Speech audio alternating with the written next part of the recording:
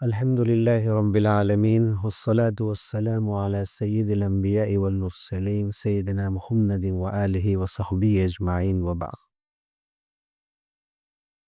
حضرات گرامی، آج الحمدللہ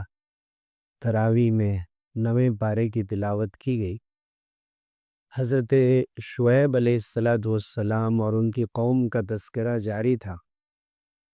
9ویں پارے کے شروع میں یہ بتایا گیا کہ ان کی قوم کے جو بڑے لوگ تھے، اعلی طبقے کے لوگ، جو اشرافیہ تھا،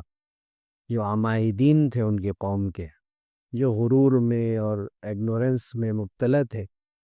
انہوں نے یہاں تک دھمکی دی حضرت شعیب علیہ السلام کو کہ اگر آپ اپنی بات سے نہیں پھرے، باز نہیں آئے، تو ہم اپنے وطن سے نکال دیں گے، لَنُخْرِجَنَّكَ۔ اور یا تو یہ کریں کہ آپ ہمارے پاس ہمارے دین میں واپس آ جائیں اور ہمارے طریقے پر چلنے لگے، ورنہ ہم آپ کو اپنے وطن سے نکال دیں گے۔ اور اسی طرح سے پھر حضرت شعیب علیہ السلام ان کو سمجھاتے رہے، بتاتے رہے، یہاں تک کہ جب انہوں نے نہیں مانا اور جو مالی معاملات کی ان کی خرابی تھی ان میں مبتلا رہے اور دوسری برائیوں میں، تو پھر اللہ تعالیٰ نے ان کو بھی زلزلے کے عذاب سے فَأَخَذَتْهُمُ الرَّجْفَةُ فَأَصْبَحُوا فِي دَارِهِمْ جَاثِمِينَ دوچار فرمایا، اور وہ اپنے گھروں میں اوندھے منہ پڑے رہیں گے۔ بھی قرآن یہ کہتا ہے کہ ایسا معلوم ہوتا ہے کہ کبھی وہاں بسے ہی نہیں تھے، كَأَن لَّمْ يَغْنَوْا فِيهَا، کبھی وہاں بسے ان کا نام و نشان ہی نہیں تھا، اس طرح سے اللہ تعالیٰ نے مٹا دیا۔ پھر اللہ نے فرمایا کہ اگر یہ بستیوں والے، یہ جو مختلف قوموں کا تذکرہ چل رہا ہے، یہ لوگ ایمان لاتے اور تقوی اختیار کرتے، تو ہم آسمان و زمین سے برکتوں کے دروازے ان کے لیے کھول دیتے، لیکن انہوں نے ہمیں جھٹلایا، تو اس لیے ان کی کرتوتوں اور ان کی حرکتوں کی سزا میں ہم نے ان کی پکڑ کی اور ان کو عذاب دیا۔ پھر یہ فرمایا کہ کیا ان بستیوں والوں کو اطمینان ہے کہ ہمارا عذاب رات میں نہیں آئے گا، یا ہمارا عذاب دن میں اور چاشت کے وقت نہیں آئے گا؟ کبھی بھی اللہ کی پکڑ آ سکتی ہے۔ أَفَأَمِنُوا مَكْرَ اللَّهِ فَلَا يَأْمَنُ مَكْرَ اللَّهِ إِلَّا الْقَوْمُ الْخَاسِرُونَ۔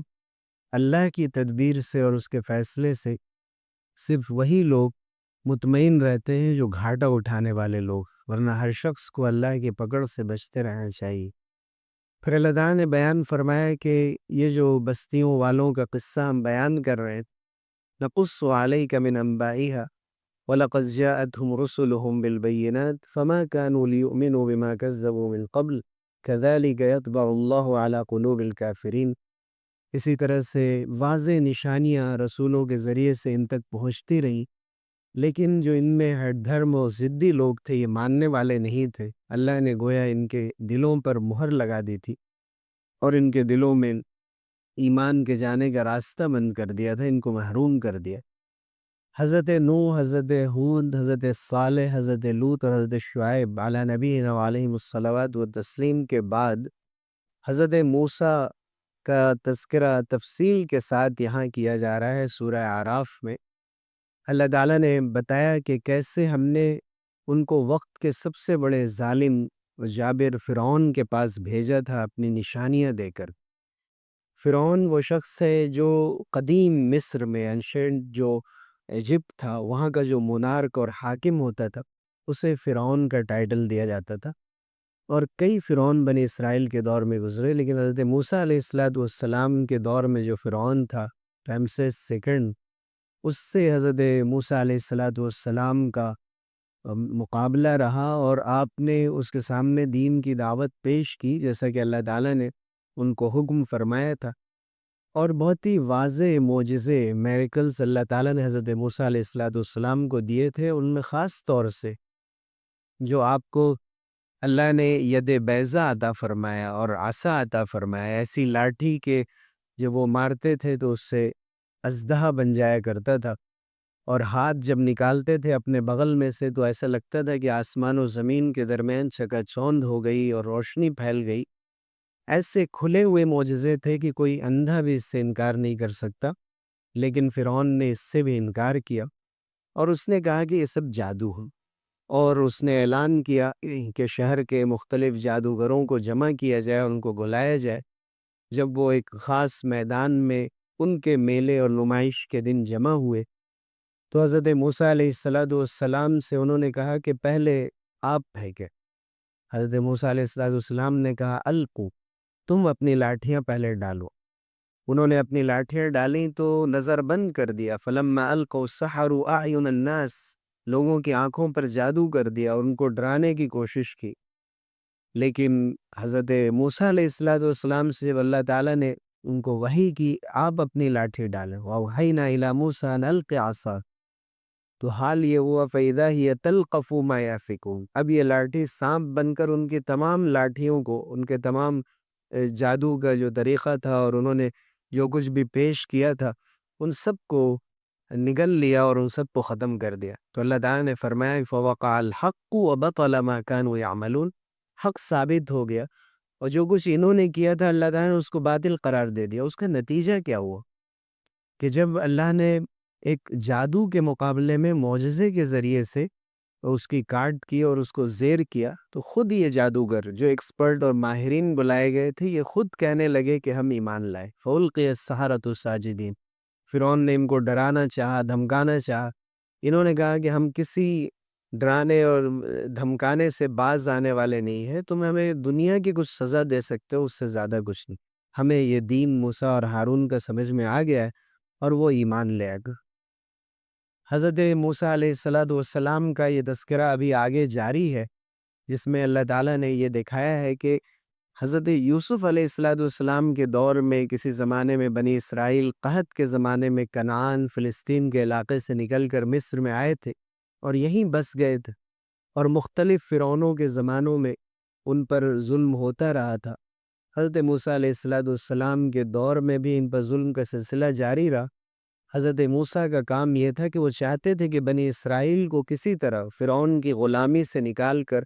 اور فرعون کی جو قوم قبطی تھی اس کی غلامی سے نکال کر دوبارہ اپنے وطن ارض مقدس و فلسطین جائیں اور وہاں پر اللہ تعالیٰ نے جو کچھ حکم دیا اس پر عمل کریں۔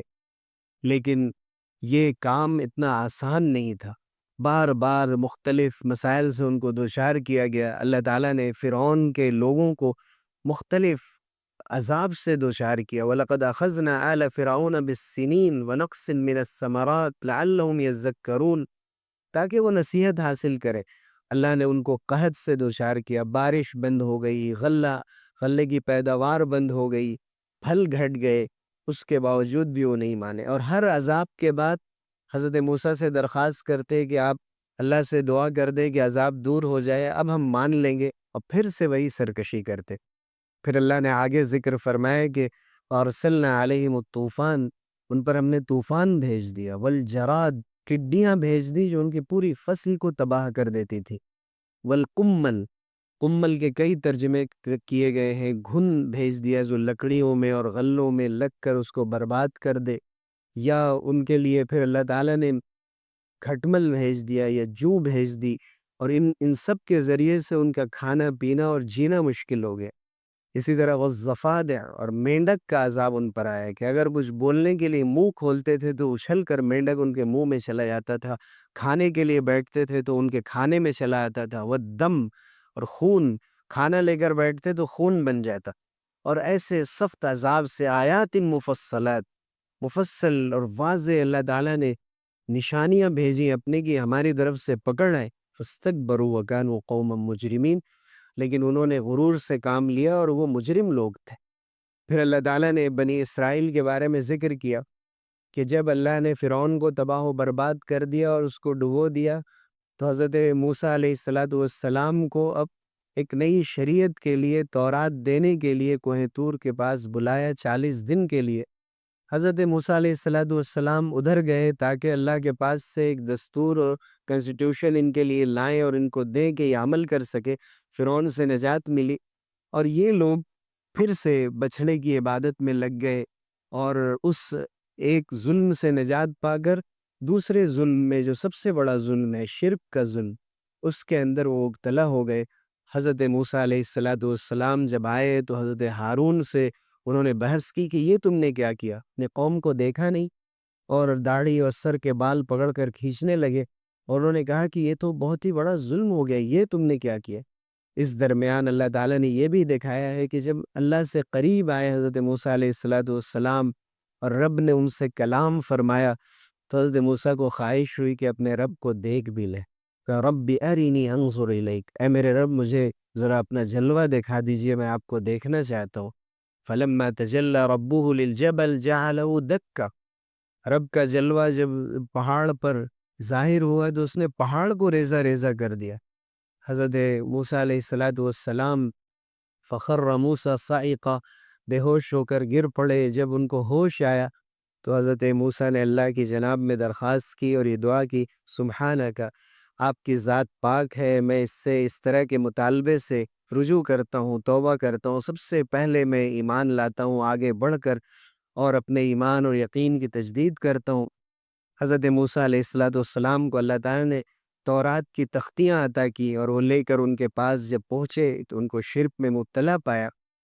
اللہ تعالیٰ نے آگے یہ بیان فرمایا کہ حضرت موسیٰ علیہ السلام کو سخت غصہ آیا، لیکن جب غصہ ان کا کم ہوا، وَلَمَّا سَكَتَ عَن مُوسَى الْغَضَبُ أَخَذَ الْأَلْوَاحَ، انہوں نے تختیاں اٹھائیں جو تورات کی تھی، اور اس کے بعد اس کی روشنی میں لوگوں کو ہدایت دی، ان کو بتایا۔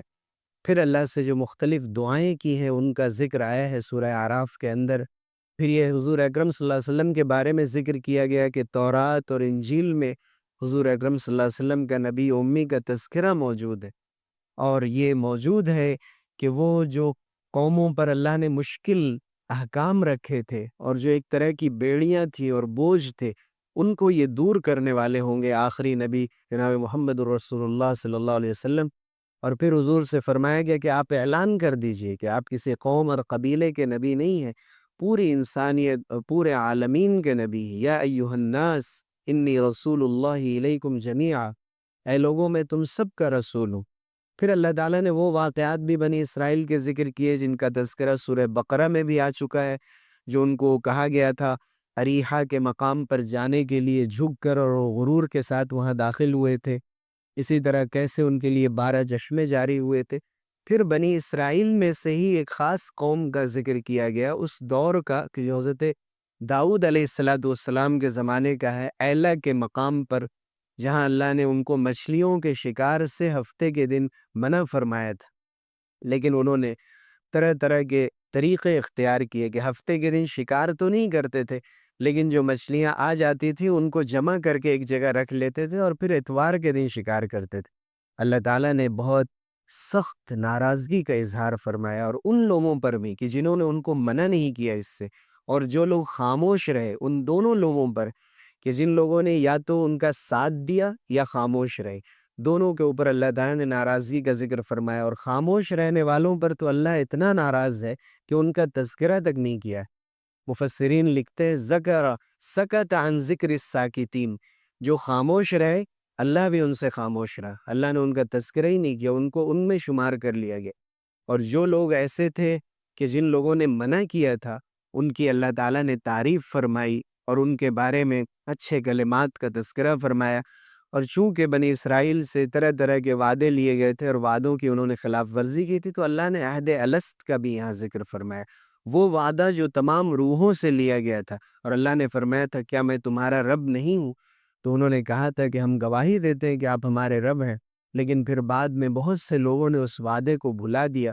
پھر اللہ نے ایک خاص شخص کا تذکرہ فرمایا کہ جس کو اپنی نشانیاں عطا فرمائی تھیں، علم سے نوازا تھا، لیکن اس نے علم پر عمل نہیں کیا، بے عملی کی اور گمراہی میں دور تک چلا گیا۔ اخلد الی الارض واتبع ہوا، زمین اور دنیا سے اپنے آپ کو لگا لیا، اپنی خواہشات پر چلنے لگا۔ تو اللہ تعالیٰ نے جو ان کو سزا دی، فانسلخ منہ فاتبعه الشیطان فکان من الغاوین، اگر ہم چاہتے تو انہی آیات اور علم سے ان کو اونچا اٹھاتے، لیکن انہوں نے جب علم پر عمل نہیں کیا اور بے عملی اور گمراہی کا شکار ہو گئے تو اللہ نے ان کو سخت سزا دی۔ مفسرین کہتے ہیں کہ بلعام باورہ کا تذکرہ ہے جس کو اللہ نے بہت سے علم سے نوازا تھا، لیکن ظاہر ہے کہ آیتیں کسی ایک خاص شخص کے لیے نہیں ہوتی، بلکہ ہر وہ شخص جس کو علم حاصل ہوا اور جتنا علم حاصل ہوا اس پر اس نے عمل نہیں کیا، اس کے خلاف چلا، اس پر بھی اللہ تعالیٰ نے وعید کا ذکر فرمایا۔ پھر ان لوگوں کا ذکر فرمایا جن کو عقل ملی ہے لیکن سوچتے نہیں، جن کو کان ملے ہیں لیکن سنتے نہیں، اور جن کو آنکھیں ملی ہیں لیکن دیکھتے نہیں،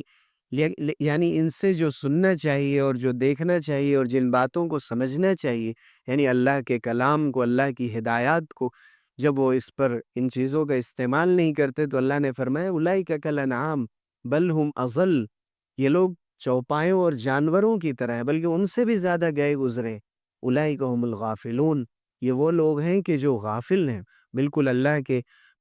کی آیات کی طرف پلٹ کر نہیں دیکھتے، گویا کہ ہمیں غفلت سے بچنے کا حکم دیا گیا اور ہمیشہ یاد رکھنے کا حکم دیا گیا کہ ہم کون لوگ ہیں، ہم اللہ اور اس کے رسول پر ایمان لانے والے ہیں، تو ہمیشہ اس کا دھیان رہنا چاہیے، اس کے مطابق عمل کرنا چاہیے۔ پھر اللہ رب العزت نے اخیر کی آیتوں میں حضور اکرم صلی اللہ علیہ وسلم کو حکم فرمایا کہ خذ العفو وأمر بالعرف وأعرض عن الجاہلین، کہ آپ معافی کا طریقہ اختیار کیجیے اور نیکی کا حکم دیتے رہیے اور جاہلوں سے اعراض کرتے رہیے۔ خذ العفو کی ایک دوسری تفسیر یہ کی گئی ہے کہ سارے لوگ بہت اعلیٰ درجے میں عمل نہیں کر سکتے، جو بھی ظاہری طور پر وہ صحیح عمل کر لیں، نیتوں کو اللہ کے حوالے کیجیے، اس کو بھی قبول کر لیجیے اور نیکیوں کا حکم دیتے رہیں، لیکن بعض لوگ ایسے رہیں گے جو بے جائے اعتراضات کریں گے، غلط قسم کی باتیں کریں گے، جہالت پر اتر آئیں گے، تو ان کا سب سے بہترین طریقہ یہ ہے کہ ایسے لوگوں کا راستہ چھوڑ دیجیے۔ پھر حضور کو فرمایا گیا کہ وَإِذَا قُرِئَ الْقُرْآنُ فَاسْتَمِعُوا لَهُ وَأَنصِتُوا لَعَلَّكُمْ تُرْحَمُونَ، کہ جب قرآن مجید پڑھا جائے تو اسے غور سے سنو اور خاموش ہو کر اسے سنو تاکہ تم پر رحم کیا جائے۔ اسی سے زیادہ تر علماء نے یہ استنباط کیا کہ قرآن مجید میں جب امام قرأت کر رہا ہو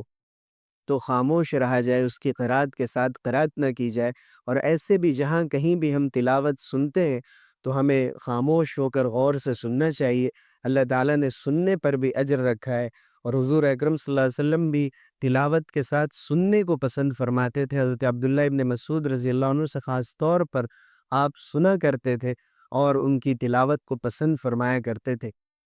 پھر اس کے بعد سورہ انفال ہے جو 9ویں پارے کے بالکل اخیر میں 4-5 صفحے کے اندر ہے، 75 آیتیں اس کے اندر، بقیہ حصہ اس کا 10ویں پارے میں ہے، مدنی سورہ ہے جو ہجرت کے بعد نازل ہوئی، اس سن بدر کے بعد سن 2 ہجری میں، اس کے مضمون سے یہ پتہ چلتا ہے۔ اور انفال نفل کی جمع ہے، نفل کے معنی جہاں زائد چیزوں کے ہوتے ہیں، جیسے کہ ہم فرض نمازوں کے علاوہ جو نماز پڑھتے ہیں، فرض اور واجب کے علاوہ، اسے نفل کہا جاتا ہے۔ اسی طرح نفل اور نوافل کے معنی غنیمت کے مال کے، یعنی اصل کام تو تمہارا اللہ کے راستے میں جہاد کرنا ہے اور اللہ کو راضی کرنا ہے، زائد یعنی یہ پلس ہے کہ تمہیں اللہ کی طرف سے مل جائے اگر غنیمت کا مال بھی تو تم اسے قبول کر لو، لیکن غنیمت کے لیے تمہارا جہاد کرنا یہ درست نہیں، چونکہ پہلی مرتبہ جہاد ہوا تھا تو غنیمت کے مال کے سلسلے میں صحابہ میں بڑا اختلاف تھا، اور بہت سے لوگوں کو غنیمت کے مال سے بہت دلچسپی تھی، اسی لیے اللہ تعالیٰ نے ہمیشہ قرآن مجید میں اصل مقصد کو واضح کیا ہے کہ اصل مقصد کیا ہے، اس سے نظر نہ ہٹنے پائے، اور خالص ایمان والوں کی یہ تعریف بیان کی گئی کہ جب اللہ کا تذکرہ کیا جاتا ہے تو ان کے دل ڈر جاتے ہیں، سہم جاتے ہیں، کانپ جاتے ہیں، اور اللہ کی آیتیں جب پڑھ کر سنائی جاتی ہیں تو ان کے ایمان کی کیفیت میں اضافہ ہوتا ہے، وہ نماز کو قائم کرنے والے ہوتے ہیں، اور جو کچھ ہم نے ان کو دیا اس میں سے خرچ کرتے، یہی حقیقت میں ایمان والے لوگ ہیں۔ پھر اللہ تعالیٰ نے بدر کا نقشہ کھینچا کہ پہلی وہ جنگ اسلام میں ہو رہی ہے کہ جس میں مسلمانوں کی تعداد بہت تھوڑی ہے اور ان کے مقابلے میں دشمنوں کی تعداد بہت زیادہ ہے، لیکن اللہ نے فرمایا وَمَن النَّصْرُ إِلَّا مِنْ عِنْدِ اللَّهِ، مدد صرف اللہ کی طرف سے آتی ہے، اور اللہ ہی تعالیٰ عزیز ہے اور حکیم ہے، غالب ہے اور حکمت والا ہے۔ فرشتے بھی جو اللہ نے بدر میں بھیجے، ایسا نہیں ہے کہ تمام فرشتوں نے عملی طور پر جنگ میں شرکت کی اور انہوں نے دشمنوں سے مقابلہ کیا۔ قرآن یہ کہتا ہے اِذْ يُغَشِّيكُمُ النُّعَاسَ أَمَنَةً مِّنْهُ وَيُنَزِّلُ عَلَيْكُم مِّنَ السَّمَاءِ مَاءً، اللہ کی طرف سے یہ ساری چیزیں، اونگ، ان پر نیند مسلط کر دی گئی، تھوڑی سی اونگ، چونکہ تھکے ہوئے تھے صحابہ، اس سے لوگوں کو راحت ملی، بارش ہوئی، ریتیلی زمین تھی، اس کی وجہ سے زمین جم گئی، ان کو ٹھہرنا آسان ہوا۔ اسی طرح سے جو فرشتوں کو بھی اللہ نے بھیجا تاکہ تمہارے دلوں کو اطمینان حاصل ہو، لِتَطْمَئِنَّ قُلُوبُكُمْ بھی، اگر فرشتے دشمنوں سے مقابلہ کرنے آتے تو ایک فرشتہ کافی ہو جاتا، یہ 1000 اور 3000 اور 5000 فرشتوں کا لشکر جو اللہ تعالیٰ نے بھیجا، یہ صرف قدموں کو جمانے کے لیے اور صحابہ کے دلوں کو مطمئن کرنے کے لیے پھر اللہ تعالیٰ نے یہ فرمایا کہ تم چاہتے تھے کہ شام سے لوٹتا ہوا جو قافلہ ہے، تجارتی قافلہ، وہ تمہیں مل جائے آسانی سے، تھوڑا سا مقابلہ ہو اور غنیمت کا بہت سارا مال تمہیں مل جائے، لیکن اللہ یہ چاہتا تھا کہ بڑی طاقت سے تمہارا مقابلہ ہو، اور وہ لوگ جو مکے سے نکل کر باضابطہ جنگ کی نیت سے آ رہے تھے تم ان سے لڑو، اور تم دیکھو کہ اللہ کی قدرت کیا ہے، اور تمہارے اندر اللہ نے کیسی ہمت رکھی ہے۔ تم چھوٹے کام پر کیوں راضی ہوتے، تم بزدلی کی طرف کیوں مائل ہوتے، تم بڑے کام سوچو، بڑے حوصلے کے ساتھ آگے بڑھو، اللہ تعالیٰ مدد کرنے والا ہے۔ مسلمانوں کو گویا ہدایت ہے کہ ہمیشہ وہ اپنے اندر جذبہ رکھے اور اس بات کی کوشش کریں کہ اللہ کے راستے میں اگر موقع ملے گا تو وہ سب سے آگے بڑھ کر آئیں گے۔ اسی لیے بار بار یا ایھا الذین آمنو، حضرت ابن مسعود فرماتے ہیں کہ جب بھی کہا جائے اے ایمان والو تو وہاں کوئی حکم دیا جا رہا ہوتا ہے، کسی بات سے روکا جا رہا ہوتا ہے، اللہ تعالیٰ بڑی محبت سے کوئی بات سمجھا رہا ہوتا ہے، تو غور سے سنا کرو کہ کیا کہا جا رہا ہے۔ 5 مرتبہ یا 6 مرتبہ سورہ انفال کے اندر یا ایھا الذین آمنو سے خطاب کیا گیا۔ پہلی مرتبہ فرمایا گیا کہ اگر کسی جماعت سے تمہارا سامنا ہو جائے فَلَا تُوَلُّوهُمُ الْأَدْبَارَ، پیٹھ دکھا کر مت بھاگنا۔ دوسری مرتبہ فرمایا گیا کہ اللہ اور اس کے رسول کی اطاعت کرتے رہنا، رخ مت پھیرنا۔ پھر فرمایا گیا کہ ایمان والو، اللہ اور اس کے رسول جب کوئی بات کہیں تو اسے قبول کرو، استجیبوا للہ وللرسول اذا دعاکم لما یحییکم، اس لیے کہ اس میں تمہارے لیے زندگی ہے۔ پھر فرمایا گیا ایمان والو، اگر تم اللہ سے اس طرح ڈرو جیسے ڈرنے کا حق ہے، اگر تم اللہ کا تقوی اختیار کرو، یجعل لکم فرقانا، تو اللہ تعالیٰ تمہارے لیے ایک شان امتیازی، ایک ڈسٹنکشن اور ایک شان تمہیں عطا کرے گا۔ یعنی تقوی پر انعام اللہ کا یہ ہے کہ تمہاری ایک شناخت اور تمہاری ایک آئیڈینٹی قائم ہوگی، اور تم سے تمہارا روب لوگوں کے دلوں میں پیدا ہوگا، اور اللہ تعالیٰ تمہارے گناہوں کو معاف بھی فرمائے گا۔ پھر فرمایا گیا ایمان والو، خیانت نہ کرو، اگر تم امانتوں میں خیانت کرو گے تو یہ اللہ کو پسند نہیں ہے، جانتے بوجھتے کبھی بھی امانت میں خیانت مت کرنا۔ اور ایک مرتبہ اور ایمان والوں کے ذریعے سے خطاب کیا گیا جس کا ذکر 10ویں پارے میں ہے، جہاں ہم سے بیان کریں گے۔ اللہ تعالیٰ نے ان آیات کے ذریعے سے مسلمانوں کو سمجھایا کہ یہ بہت بڑی دولت ہے، اور بدر اس کی سب سے بڑی دلیل ہے کہ ہمیشہ اللہ کی مدد تمہارے ساتھ ہے، اللہ کی معیت تمہارے ساتھ ہے۔ تم تقوی والے بن جاؤ، تم ایمان اور یقین والے بن جاؤ تو اللہ کی طرف سے مدد آئے گی۔ مشرکین کے بارے میں کہا گیا کہ ان کی عبادتوں کی کیا حیثیت ہے، سیٹی بجاتے ہیں، تالیاں بجاتے ہیں، الا مکاء و تصدیہ، ان کی کوئی حیثیت نہیں، اور یہ اللہ کے دین کو مٹانے کے لیے خرچ کرتے ہیں۔ ان الذین کفروا ينفقون اموالهم ليصدوا عن سبیل اللہ فسينفقونها ثم تكون عليهم حسرة ثم يغلبون، یہ ہمیشہ خرچ کرتے رہیں گے، دولت لٹاتے رہیں گے اللہ کے دین کو مٹانے کے لیے اور قرآن کو مٹانے کے لیے، لیکن یہ ان کے لیے افسوس اور صدمے اور شکست کا ذریعہ بنے گا۔ یقیناً اللہ تعالیٰ اہل ایمان کو بالآخر غالب کریں گے اور یہ مغلوب ہوں گے۔ اس لیے مسلمانوں کو یہ یقین رکھنا چاہیے کہ اللہ ہی تعالیٰ مدد دینے والا ہے، فنعم المولا ونعم النصیر، وہی بہترین کارساز، وہی بہترین دوست، وہی بہترین مدد کرنے والا ہے۔ اللہ تعالیٰ ہم سب کو ان باتوں کا یقین نصیب فرمائے، اس کی تیاری کی توفیق دے، اور اپنے مدد سے ہمیشہ سرفراز فرمائے۔ آمین، وآخر دعوانا الحمدللہ۔